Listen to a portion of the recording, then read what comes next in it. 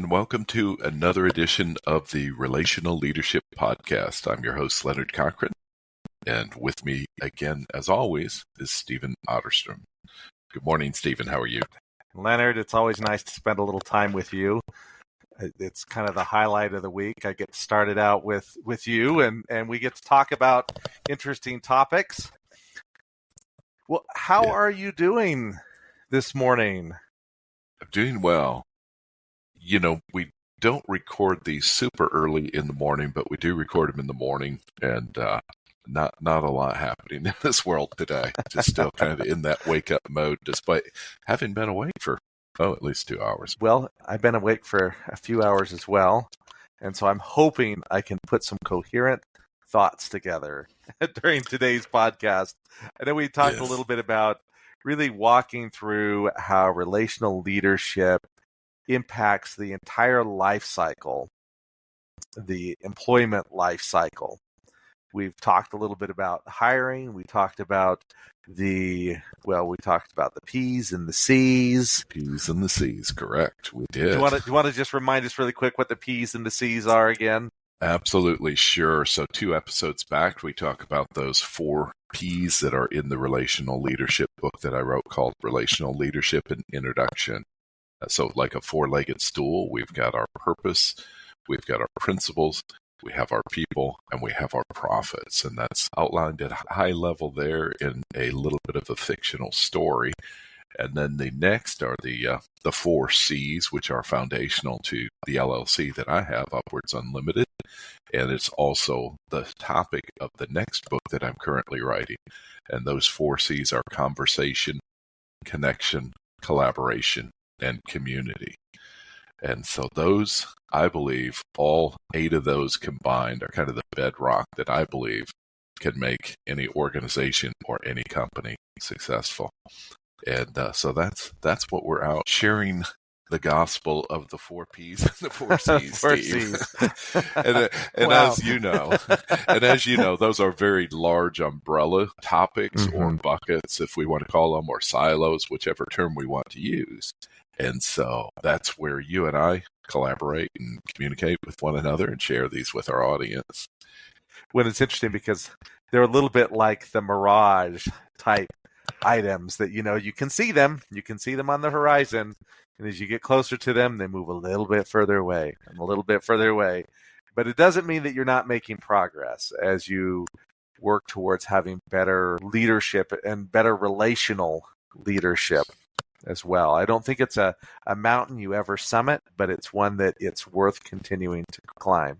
Absolutely. Certainly, no one should be professing perfection, but we have something to strive for and to move forward to. So it's pretty fun stuff. And today, I know we're going to lean into a little bit more under one of those umbrella categories somewhere and talk a little bit about emotional intelligence. So I'll be emotional and you can be intelligent. How about that? I'll be intelligent. and it's not fair that you get the one that works better. Or it's more active anyhow. It all depends on how you look at it. I mean, emotional intelligence, there's been quite a few studies that show that high emotional intelligence will likely take you further in this life than the traditional IQ intelligence. And there's a number of reasons, I think, for that. I think one of the most interesting things when we talk about emotional intelligence is that we have had to reprogram ourselves to even think of it as intelligence. I mean, I'm going to blow your mind here, Leonard. I'm going to tell you something that is just going to be different from everything you've heard your entire life. My entire life. All your right. entire life. You know that thing that moves the blood in your chest? Yes, our heart. Mm-hmm. The heart. It actually doesn't have any feelings. It doesn't have any feelings. Yeah, it doesn't think. People say, "Oh, you're leading too much with your heart." You mean that pump that just moves liquid around my veins and keeps things oxygenated? It's a very important, vital part of our body. But when it comes to everything we have ever felt throughout our entire life, it has never, ever, under any circumstances, come from our heart. Not from the not from so our heart is emotionless. Is that what you're saying? Yeah, about as much as your big toe probably has more emotion than your heart does. When I hit something with it, it does. It's interesting because when you look at where our emotions come from, of course they come from our brain, but they also come from the fastest, biggest processors that we have. It is one of those things when we talk about emotional intelligence. I think when I first was introduced to this subject, so this is my background, so people understand where I'm coming from, and they don't think I'm being insensitive. I am a product of special ed. I was on the short bus when I was when I was in grade school. I was very slow at learning to read. It wasn't until fourth grade that I really begun to learn to read, and I hate reading today. I do listen to books and I can read, but I do not enjoy reading. I do not want to look at words on a page. That seems really painful. I don't know how you feel about that. Quite contrary to you. Quite contrary. Quite contrary. Well, quite on the other side. Yes. Yes. So I am very familiar with this concept of having an educator or a well-meaning person try and convince you that in a place where you believe you are stupid, you're really smart. I remember many times having a well-meaning educator or parent or mentor of some kind saying, "Oh yeah, you are really bad at this thing, but you know what you're really good at? You're very creative." And I was like, "Oh, well, that's a clever way of telling me I'm dumb." Well, you never did tell why you didn't like to read. You do have to share that, Stephen. Oh, I don't like to read. Well, I don't like to read because I was always bad at reading, and I am a horrible dyslexic. I can read. I mean, just so you know, like you can put a book in front of me. I made it through college, but today, if I were going through college today, I would read a lot less, and I would read a lot less because I have discovered there are so much better ways that I can process information quicker. In fact, I have just discovered Speechify. Yes. With Speechify, there's no reason to ever read again. But the point I'm trying to get at here, and I'm really kind of going round and about, is that I was used to people trying to come up with clever ways of trying to tell you you're smart because you really knew you weren't smart.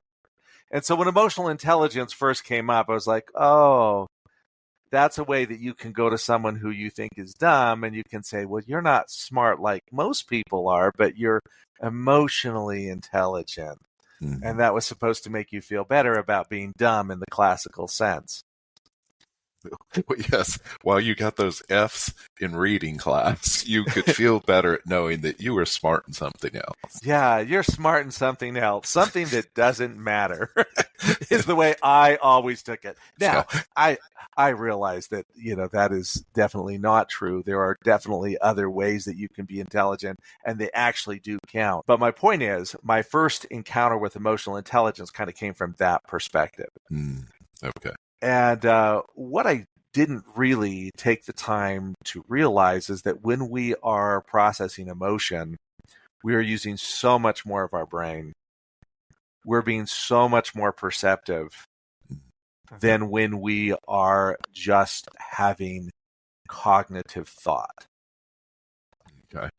Have you ever heard, Leonard, someone tell you, hey, in the business world, the way you survive is that you should remove the emotion? I have heard things like that. Yeah, we call that the business lobotomy. That makes good sense. And I don't think anyone's performed that on me just yet, because I'd like to think I'm not emotionally driven, but by all means, I certainly feel the need to express my emotions oftentimes. Well, and I think the interesting thing about it is it's not a matter that you need to be emotionally intelligent because it's nice and it's friendly and it's soft and cuddly. You need to be emotionally intelligent because if you're not, you're just not as intelligent. You're just not processing everything that you could process. I remember hearing many times when giving feedback, remove the emotion, take the emotion out of it. And I kind of understand where they're coming from. Certainly, we don't want to go into situations where we don't have control of ourselves. Right. And that's not what I'm advocating for. And emotional intelligence is not the lack of emotional control either. Well, let's give a little bit of a definition for folks that maybe not as familiar with it, Steve. So in the context that we're sharing today, you want to throw out a little bit of a definition of what emotional intelligence is? There is the challenging thing that even to define emotions is a little bit tricky. Mm-hmm. And one of the reasons it's tricky is because an emotion and a feeling are not the same thing. Ah. A feeling is a manifestation of an emotion, but an emotion may lead to a wide variety of different feelings. I think the American Psychiatric Association, it defines it somewhere along the lines of it's a physiological reaction to something that your mind has flagged as significant. Hmm. Well, and two, when we talk emotional intelligence, it really is a matter of regulating those emotions, is it not? Yes and no. That was a long pause. Well, and mostly the long pause comes from the perspective that when we look at emotional intelligence and what is emotional intelligence and how we exercise emotional intelligence, one of the people you really have to listen to is Daniel Goleman. Daniel Goleman is kind of a really important figure in the area of emotional intelligence. And he actually puts it in 5 different domains, essentially. And not that you need to think about these as progressive, where you always have to have one and then the other. However, for the most part, they do kind of function in order. You'll need one before you can get to the other. But one of the things I want to just say quickly is that when we say that an emotion is different than a feeling, it's a physiological reaction to something that your mind has determined is significant. If we're not having emotions, it's very likely we're not recognizing what's significant. This is where the intelligence comes into it. And this is where I say you don't want to give yourself a business lobotomy when it's time to have that important conversation. I've heard it so many times. I was taught it the same way. If you've got to have that, at one time we called them crucial conversations, then we called them courageous conversations, and now we're going to call them super duper conversations. There's going to be another word for them, but we all know what they mean. These are high stakes encounters where there are opposing views and likely strong emotions. Yeah. And what we have said in the past is, well, the best way to handle this is to lobotomize yourself and remove the emotion. Stick to the facts. Well, there's a couple of reasons why that doesn't really work well. One is we don't change our behavior based off of knowledge. Behavior changes occur based out of emotions. So if I really want to talk to you, Leonard, because you have not been performing at the level I need you to perform, my only key to changing the way you behave is probably not through a string of logical sentences.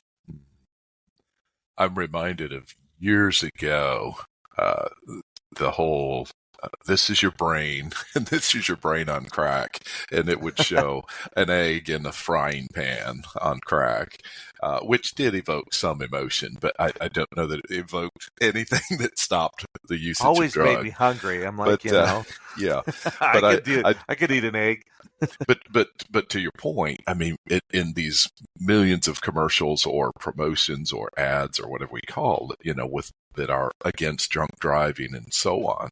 I mean, any child you talk to, even my 6-year-old granddaughter, oh, you shouldn't do that. She knows you don't drink and drive, but there's, other than being told that, there's no experience, there's no emotion to it other than at that age, I think maybe we're a little more malleable to the fact that yes and no actually have some meaning to it rather than when we get a little bit older. Well, and the emotion and the knowledge have an interesting handshake that kind of occurs. Right. That you definitely need to know how to do certain things or understand things, but it's the emotion that tells you that that understanding is significant or that knowledge is significant. Because I could just tell you, Leonard, don't consume alcohol and operate a motor vehicle. Now, Right. you know that's not what you're supposed to do. You have heard me say that. But chances are what's really going to keep you from doing that, one is I know you're not really a drinker, but if you were, True. the thing that would keep you from doing that would be something at some point triggered an emotion. That's not necessarily the same as a feeling that told you that this is significant. This I is a see. significant thing that I need to know. And so if we go into these conversations trying to mute or mask our emotions, then we're probably going to miss really important elements that would, one, help us understand, because if we're going to understand, we have to be able to recognize what are the significant items. And two, if I'm going to actually change a behavior, I'm going to at some point need to tap into an emotion that will allow me to change that behavior. Otherwise, not likely anything's going to happen in that space. That makes good sense because I know just from learning development background that I have that we have a much better memory when we can involve more of our senses. And so when you're talking about the emotions, essentially you're that is a sense that we have, although we don't often count it out. There is some stickiness to that. And even just in human life, right? The memories we have are those where there was some form of an emotion. And of course, we know our body releases chemicals that create those emotions or enhance those emotions, perhaps might be more accurate way to say it. So that makes sense to me. Well, it's interesting because like the hippocampus where we have like our long-term memory, it also plays an important role in emotion generation and in recognizing. So it's there's something to be said for the aspect that if you don't have an emotion, you probably don't have a memory, at least not a long-term memory. You might have a short-term memory, but I'm not going to have a long-term memory if there's not some sort of emotion that is tied to it. That makes sense. Let's kind of transition over and talk about Daniel Goleman's like 5 different areas when it comes to emotional intelligence, and if we're going to increase our emotional intelligence. And one of the things that we really have to be thinking about if we want to increase our emotional intelligence is where it starts. So his very first item is self-awareness. Okay. Are you aware of how you feel right now? I mean, you don't have to answer that because you're probably saying, well, Stephen, I feel yes. kind of put on the spot right now and I'm prepared to answer how I'm feeling. But the concept is before you try and handle an emotional situation, you should understand how you feel. So if we go back to our hospitality days, and this is going to really surprise people who haven't worked in hospitality, but sometimes customers are mean. Sometimes people come to the front desk and they yell at you for almost no reason at all other than they're stressed, or they blame you for their the charge on their debit card and whatever it may be. Sometimes they come at you and they don't come at you using a kind and friendly tone, and they don't necessarily use kind and friendly words. They just come at you. Now, one of the things that people tend to do is they focus on the emotion that the person who has just come at them has. So I'm yelling at you, Leonard. I'm yelling at you. You're working at the front desk and I'm using mean words and I'm about to make you cry. And chances are what you're thinking is, what is happening with this guy? Why is he having these emotions? Why is he this way? Now, what Daniel Goleman is saying, that's the wrong question to ask. The question you should be asking yourself is, how do I feel about how they are treating me? How is this making me feel? Because if I'm able to ask that one question, it's going to cause something to occur called a cognitive appraisal. And the cognitive appraisal is what allows you to begin actually controlling where your emotions go. You've probably heard the you can't choose what happens to you, but you can choose how you feel about it. Yeah. Or choose your response. So, yeah, that's about 95% false. But the 5% that is we true, can choose what happens to us. we can choose to some degree. We can probably choose to a larger degree what happens to us than we can choose how we feel about something. Don't touch the oven. Yeah, when we're talking about a lot of our emotions, they have they're incorporated with our autonomic nervous system, which is basically the part of our nervous system that is not entirely conscious but can be influenced. Yeah. And when we're looking at it from this perspective and thinking, okay, well, something really challenging has just happened to me, and I'm going to respond to that. I'm going to if I can first do this cognitive appraisal, now I can at least acknowledge the first step to having some sort of domain or mastery over what I'm feeling is to know what I'm feeling. If you're going to build a house, you ought to know what terrain you're putting it on. You ought to have an idea of, what's there before you start building. And this is really one of the most difficult things we do. And the reason why is because when we have a situation like that where there's strong emotions that are coming at us, oftentimes our amygdala, which processes a lot of our emotions, it takes over. And it says, you know what, Leonard, you are not up to this task. I'm going to take over and I'm going to tell you what to do, which could be you're going to run away, you're going to hide, you're going to fight. Chances are either one of those are not necessarily the best way to respond in that particular situation. What's interesting, Stephen, and this could be just a bit of a rabbit trail, but as you talk about just being cognizantly aware of analyzing ourselves and where we are, what emotions we're feeling right now, in child development, that's a critical element. If we have a child riding a bike and they fall off the bike and the parent does not respond and just lets the child act how they want to act, oftentimes the child doesn't really know what they should do. And so if the parent then jumps in and says, well, hey, stop crying, be a big boy, yada, yada, yada, that goes that direction with it, then the kid's going to learn, oh, when I feel pain in my body, I need to suck it up and deal with it, assuming this is a repeat pattern. Or a healthy response, of course, is, oh, that must hurt really bad, but it'll get over soon, and then you can ride your bike again. So there's that guidance with that. Well, that's a great example, because if I'm riding my bike and I fall off and I hurt myself, my body's telling me something. Like there are inputs that I'm receiving. Yes. And one great way to end up being a lot more hurt is to not listen to your body when it's telling you, when you're not listening to those emotions that are saying, stop, or at the very least, take a moment and evaluate. Yeah. That anytime you have an emotion, there is an observation that has occurred. It may have even happened on a subconscious level, and there's something that you could potentially learn from it. That's really good.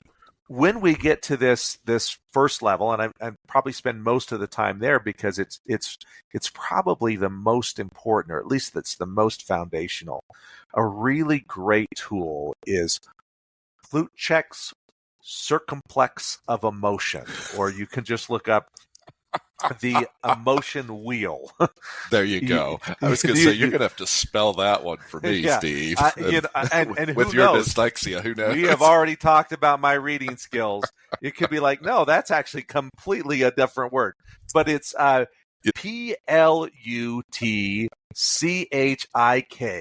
Plutchik is his name. And he actually wrote this studying animals and trying to understand the emotions that animals have from the perspective that up until Jane Goodall, people said animals don't feel emotions. Not people. Scientists said that. Yeah. Or they said, you don't know. They said, stop superimposing your emotions on these animals when there's a very real possibility they have no emotions. They're much more driven by instinct and by these other things. I think most anyone who had ever spent time around animals knew that was stupid. But it wasn't until Jane Goodall came in and she really kind of like she challenged it, and she challenged it so well and so overwhelmingly that scientists could begin to say, okay, yeah, maybe humans aren't the only creatures that can have emotions. What Plutchik was trying to show was there would be an evolutionary advantage to emotions. And now, that is not necessarily what I want to get into here, but what I found interesting is how he mapped out emotions. Yeah. We often think about it like, I am feeling this, and this is the only thing I'm feeling. And like I said, emotions and feelings are technically different things, although we often use the words so interchangeably. Even those that write about emotional intelligence forget that emotions and feelings are two different things and use the words interchangeably. And I'm okay with that because I'm going to do that as well a lot. But one of the things that he did is he had a inner circle with basically the like 8 core and most profound emotions. So you have things like ecstasy, not the drug, but the feeling that the drug gives you, admiration, terror, amazement, grief, loathing, rage, and vigilance. And then what he showed is that as you radiate further out from this center and the emotion becomes less intense, you get what we might identify as a different emotion. But in truth, it is the same emotion at a different intensity. So, for example, we take something like ecstasy. Dial it back a notch, and it's joy. Dial it back a notch, and it's serenity. You take admiration. Dial it back a notch, and it's trust. Take it back another notch, and it's acceptance. The reason why this is so important is because when we look at our ability, when we're able to do that self-awareness and actually identify that emotion, and a tool like an emotion wheel, and if you go online, you'll find that there are now, he was the first one to do it, and now many people have done it, and you might find one that you like much better and that may be more complete. I like his because it's still simple enough for my brain to handle it. But once you know what you have, you can begin to move into that self-regulation phase. And this allows you to do things like, well, right now I'm feeling terror. Well, is there a way I may not be able to go from terror to happy? I may not be able to jump from one to the other instantaneously. I may not be able to do that, but I may be able to go from terror to fear, or I might be able to blend it with something else. So, for example, one of the things that he showed is that you could take these core, you think of like a pedal, you take these two pedals and you combine them together, you can mix these emotions together and you get something new. So like, for example, if you take the progression of terror, fear, and apprehension, that's all one emotion but different intensities. And you mix that with amazement, surprise, and distraction, you get awe. That there's an aspect of like, and I kind of get this because if you've ever been to the Grand Canyon, you stand on the edge and you're like, I'm a little afraid, I'm scared, but I'm also amazed, and that causes me to feel awe. And so this is when people talk about fear of public speaking, for example, because some people even fear that more than death. But there are people that share when you get ready to do public speaking, that sensation you feel, to use that instead of allowing that to freeze you, you can, a similar emotion to it is actually excitement, even though it's terror, I guess, on the wheel that you're talking about. And so I feel terror that I'm now going to stand in front of 1,000 people and speak. So leverage that sensation of terror into excitement, which is somewhat similar. I don't have the wheel in front of me, or at least not the one you have. I found a different one, to your point. There's plenty of them out there. But anyhow, it's similar enough of a sensation, a physical reaction, that we can then use that to a positive response rather than a negative response for that particular situation. Yeah, and I think another way to take a look at this is that emotions are kind of like, and this is where emotional intelligence really comes into it. And I know you've got a culinary background, so hopefully you'll appreciate this. But if you think about curry, curry is special because it's not one spice. Absolutely. And it really is a matter of what makes it unique, what makes it special is not that you only take, in fact, curry, by its nature, it hurts. At least people like us who maybe don't have the same experience, or maybe when you build up your tolerance, but you take those spices and you blend them in such a way that even something that could on its own would burn your mouth now becomes an added extra something, an extra flavor that makes whatever you're eating so much more special. So as you look at this is where you start to gain a little bit of control. And you do bring up a really good point with that public speaking. In fact, there was a study where they did exactly that. They had half the people not be given any instructions. They said, oh, you're going to get nervous up there, but out you go. The others, they said, and they didn't say what they would feel. In fact, they really focused on the emotion side of it. And they said, these are the physiological things that often happen. You may feel your heart rate begin to increase a little bit. You may feel a rush of adrenaline into you. And what they would say to those people, and these are things that are going to really help you perform at your very best. And the others, it's just like this idea that when you're looking at an emotion, because an emotion is not a feeling, an emotion is a physiological reaction to something that your mind has found to be significant.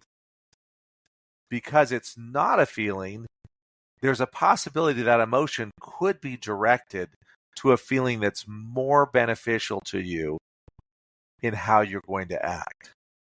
Emotions and feelings are tools that help you navigate circumstances, and having the right tool at the right time can be really helpful. So then you get into his third one, which is motivation. And he said that's being driven by internal values and goals rather than external rewards like money or recognition. Now, I honestly would rather think of this as our values. For me, that's a lot easier to understand in how I may be able to use and to harness the power of emotion. And that might even be when you look at it from the perspective of, in fact, like the American Management Association has in the management realm, like 4 areas to go. And the next area is beyond regulating your own emotions is impacting the emotions of other people. And we can begin impacting the emotions of other people by, just like we talked about, sprinkling an emotion that works. And a story that I frequently tell when I teach classes on emotional intelligence is something that happened to me years and years ago in a call center where I was taking calls and somebody called up that was mean. I was working for Marriott at the time, the Marriott Rewards call center. And this gentleman got me really mad. I don't remember how or what he did that got me really mad, but it was one of those individuals that just knew how to get under your skin, one of those people that knew how to be better than everybody else that called in. And as we're getting towards the end of the call, and I had taken care of, I thought, everything. And this is back in the day when you redeemed your points with paper certificates that we mailed out to you. I said, okay, well, I can send that to you, but you're going to need it, pretty quick. So I'll have to charge you that expedite fee, which was $35. So probably in today's value, that'd be like $60, because this is in 2000. And I said, yeah, that'll be that $35 expedite fee. And he said, I don't pay that fee. He said, do you realize I go golfing with Bill Marriott? I'm like, I don't need this. I don't need this. And I said, you know what, then next time you go golfing, why don't you see if he can waive it for you? And that did not land well. Your out loud voice. yeah, that did not land well with him. And he was asking to speak to my supervisor. And I said, that's perfectly fine, because then he can deal with you. And so I called my supervisor, and my supervisor pointed something out to me. He said, you're really transferring someone who wants to have the expedite fee waived? He's like, we waived that for nothing. I'm like, yeah, I know, but I'm not waiving it for him. You can waive it. I don't care, but I'm not waiving that fee. I'm on principle here because he made me angry. The interesting thing about that is when I got on that call, when I first said, thank you for calling Merit Rewards, this is Steven, I wasn't in a bad mood. I didn't feel any of those things. But my emotions were informed, or they were impacted by the way that he presented himself. So the truth was, he did have the ability to make me mad. People say, no, you choose to be mad. No one can make you mad. Well, the truth is, some people can make you mad. You're going to have to take active measures to get unmad. Yeah. But the reality that you can make somebody have a negative emotion also shows that the opposite is true. And so, continuing the story, he gets off the call, and I probably should have just put my phone in after call work, got a drink of water, walked around the building.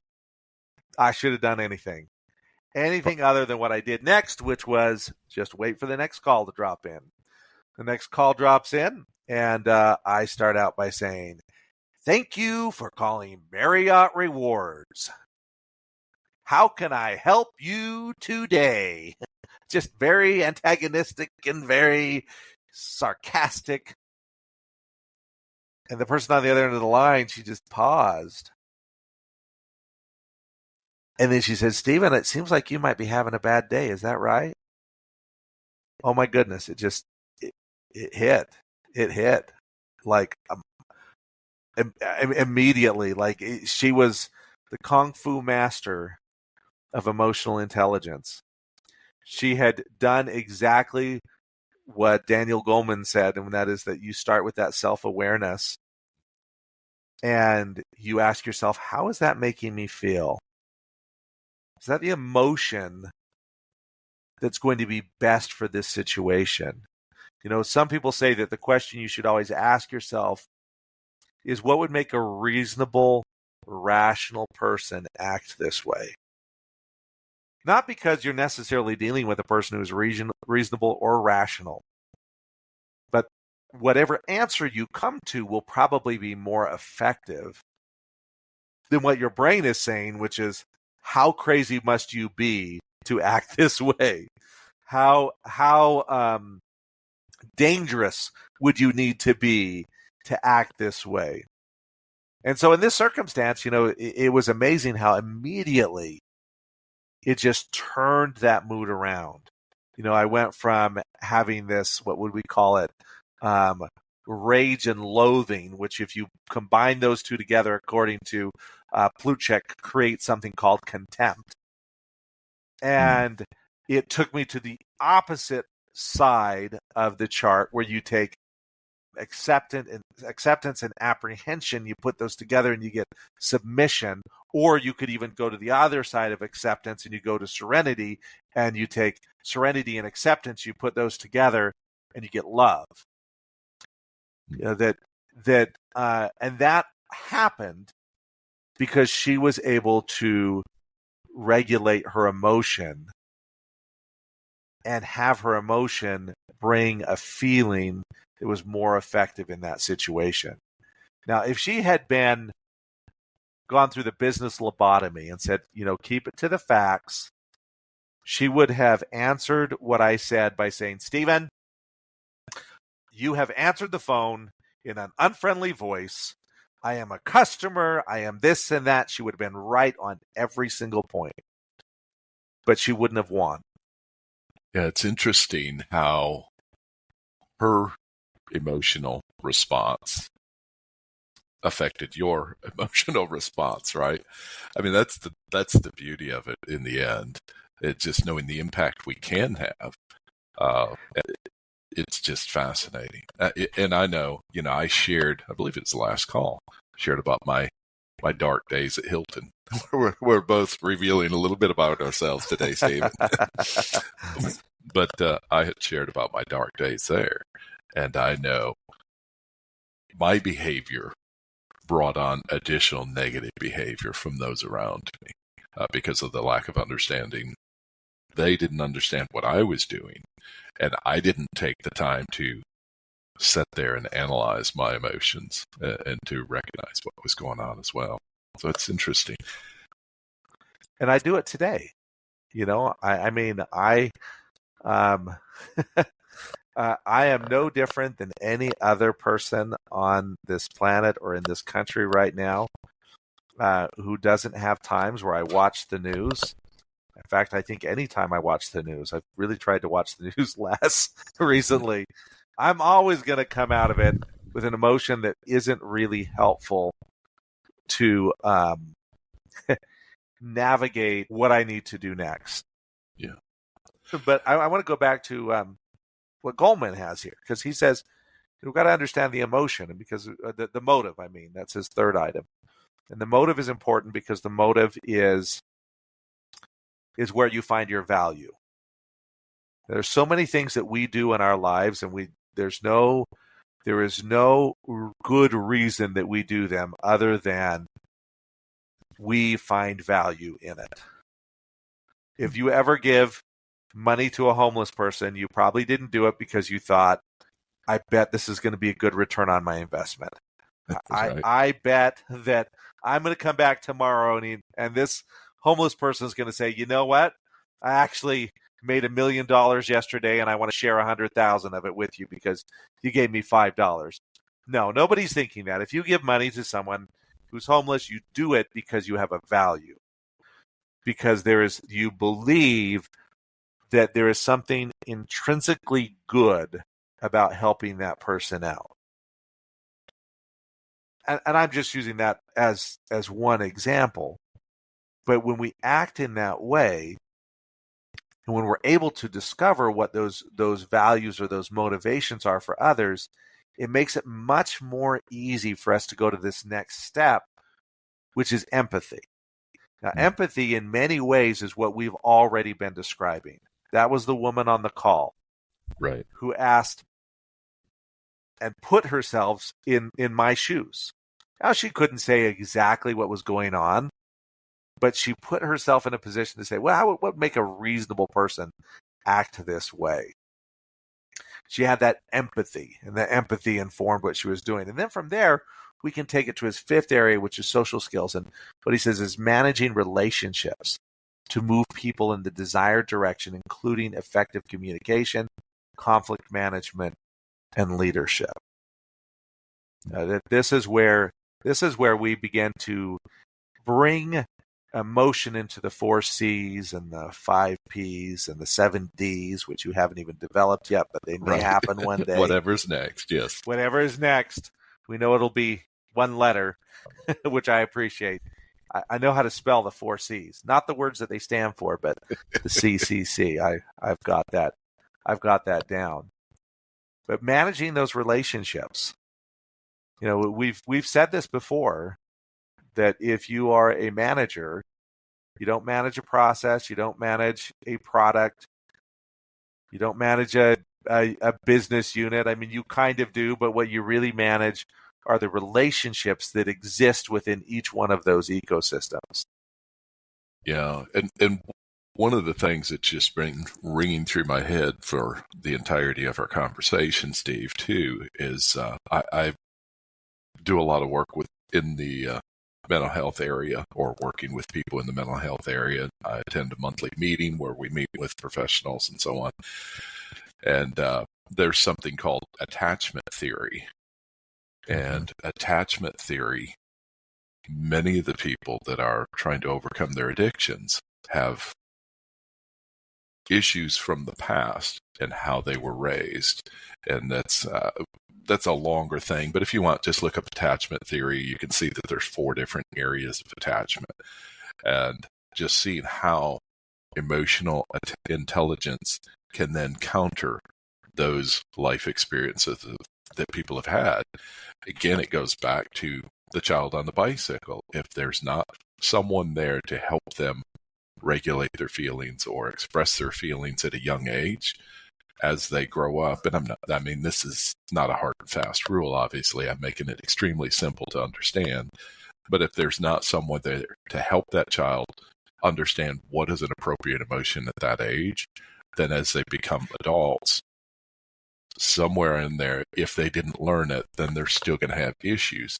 And then you and I, as people leaders, now have that team member that has this lifelong pattern, and we expect them to be productive. We expect them to do X, Y, and Z, but we kind of never get to know the person. We don't have that relationship to kind of know some of the baggage of the past. And nobody walks in to a job saying, "Hey, let me share my baggage with you." Nobody does that. But once in a while. Yeah, depends who the hiring manager is, right? No, but yeah. So again, it just builds a case for the need to understand and having a relationship with our team members. And if I were your manager and you were continually coming in just like you handled that one phone call, well, obviously I wouldn't want you impacting the customers like that on a regular basis. So we would take the steps to get you out the door if that was an ongoing thing. But at the same time, if I took the time to understand you, and if this was an actual childhood trauma experience that carried over in every area of your life now, what an impact that I could have on you. In fact, I've got a article that I had saved that even the headline itself simply says that your manager has more impact on you than what your psychologist does. Yes. Or I'm fishing your for doctor, it now as psychologist. we speak. Yeah, I've heard that. Here we go. Yes, Actually... the title of it, yeah, it's from 2023, February 15, from Eve Glicksman. It's a report that says managers have a bigger impact on employee mental health than therapists, is the title of that. And so it's just incredible to think we're just showing up to make a paycheck, but yet you and I have the ability, and this is what I love about the whole thing with relational leadership, you and I have the ability to positively impact people's lives and to help maybe redirect some folks that need some redirecting, and to have a positive impact that carries on beyond the 8-hour work day or the 40-hour work week, 50-hour work week, but it spills over into other areas. And that's pretty exciting stuff to think about. Yeah, I had when I was working at that call center, I took, I'm sure, over the course of the time I was there, thousands and thousands of calls, and I've forgotten almost all of them. There's just a handful that I still remember, and she's one of them, and that's because of the impact that she was able to make. Now, that doesn't mean that we are mental health counselors. It doesn't mean that we can just give the advice that's going to help someone overcome their post-traumatic stress. You bring up the reality that uh, emotions can be triggered by any circumstance that seems to be relevant or seems to be significant. And sometimes that has to do with dangers that aren't really dangers. But maybe in a past circumstance they were, those triggers. I think it's worth mentioning that you can't really have emotional intelligence without delving into psychological safety. Mm-hmm.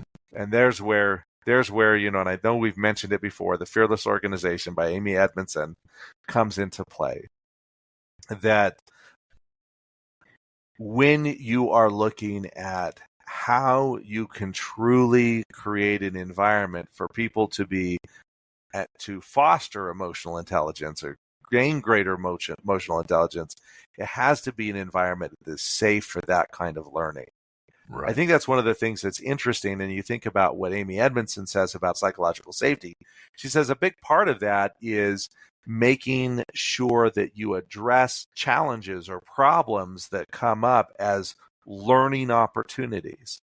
And I believe, and I feel like it's been true in my life, that that's also a great way to increase your emotional intelligence.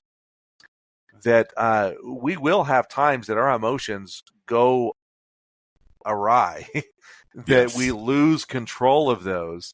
And it's those intelligent failures, like Amy Edmondson would bring up. You want to have those intelligent failures, those failures that give you knowledge and make it easier for you to accomplish your objectives in the future. When we have those in the emotional realm, it allows us to really grow and to become, much more effective and much more intelligent. Our brains can process 11 million bits of information a second. It's an awful lot. There's a lot that is being processed in there. Our cognitive functions, so our areas that do our cognitive functions, only process 40 bits of information a second. It's much, much slower. It's why we need our emotions. Now, I'm not saying that emotions are all the rest of that. I mean, about 10 million bits of those information is visual processing. But we have a lot more.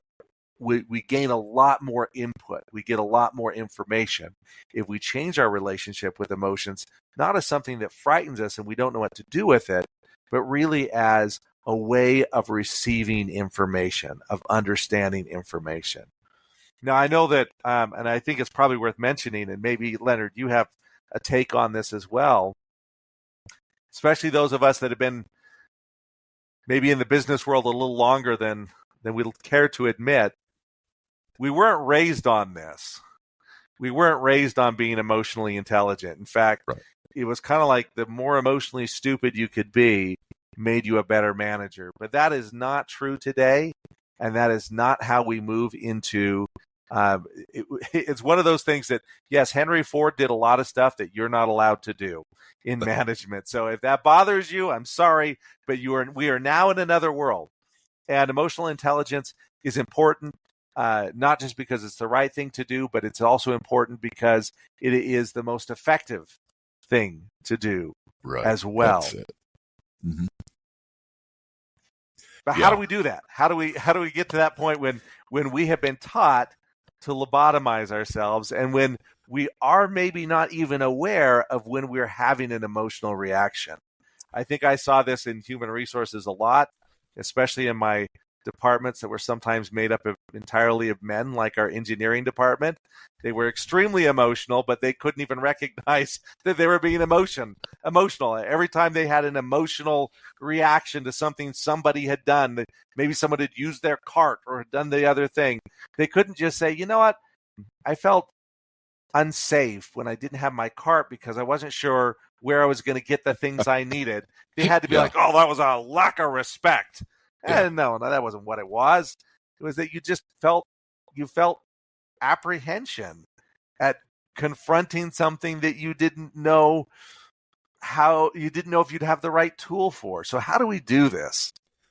Well, I do think we're beginning to see a shift in culture where we're beginning to sort of normalize some of these things that we're talking about, Steve. So that in itself is a help.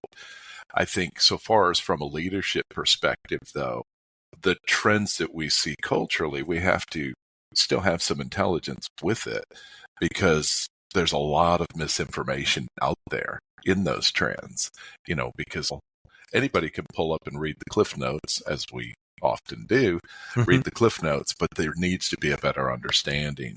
And again, as a good manager of people, as a relational leader, we don't set out to fix the world by fixing people that work for us, but that's just another tool that's there in managing our teams better and recognizing that it used to be all driven by production. It used to be driven by profits. It used to be driven by these more external type things. And if we're going to manage our teams and manage them well, we have to realize, we have to get into the messiness of human life. We have to get into the messiness of understanding people. And when we can have some tools like this from Daniel Goleman, when we can have some tools from Amy Edmondson, then that just positions us to be even more effective in what we do with our teams. And then the side benefit, if we want to call it a side benefit, is knowing that we're actually helping people in their lives. Again, we don't have degrees in counseling or psychology. We're not clinicians in that form. But just to know that we care, know that we're investing in them, just makes such a tremendous difference in those individuals. And of course, ultimately affects their performance. And that's what we're here for, is to help people perform as best as what they can, so we as an organization can perform as best as what we can. I think just one more thing before we close out, as you were talking about that, I was thinking about, where have I really seen a great example of emotional intelligence? And, I was thinking about our old boss, Winnie. Mm. And, one of the things that she did that I had never experienced from a boss before was that she took time to allow people to feel emotions. Mm. When we, I remember, one of the few meetings that we all had together, it seemed like it was such a short time that we were there. Yeah, and it really was. I remember being together, and she would say, "Okay, well, let's just take a moment. I want to give you an opportunity." And it was just, there was a change. There was a change that she was telling us about. She said, "I want to just give you an opportunity to think about how you feel about that. What are some of the things you're excited about? What are some of the things you're going to miss with this new change that is happening?" That one thing, I think I have used that example over and over and over again in change management situations. And it has always been incredibly effective, because it just gives people that time to have some self-awareness. And if they have the self-awareness, they can self-regulate. Mm-hmm. And of course, Winnie was a special person. She's no longer with us, unfortunately. But I think that's a great way to close it out, is if we want to increase emotional intelligence, if we want to increase psychological safety, think about ways that you can put it into your communications and your conversations. Right. And if you do that, it'll find its way into your collaborations and your community as well. See, I got all 4 C's in there. There you go. You fit extra them in. Points for me. That's right. Love it. Yeah, so true, Steve. So true. It just gives people a chance to assess. It's giving them permission to feel and to express. And then also in doing that, just as you said, I'm just reasserting what you've already said. What it does then is give them the opportunity to recognize, hey, we need to move forward. The business dictates it, so we're going to move forward. So let me now cognizantly, consciously be aware that I'm moving forward, even though I might be feeling some of those tensions, some of those possible negative emotions, or maybe they're good emotions. But we have to move forward anyhow.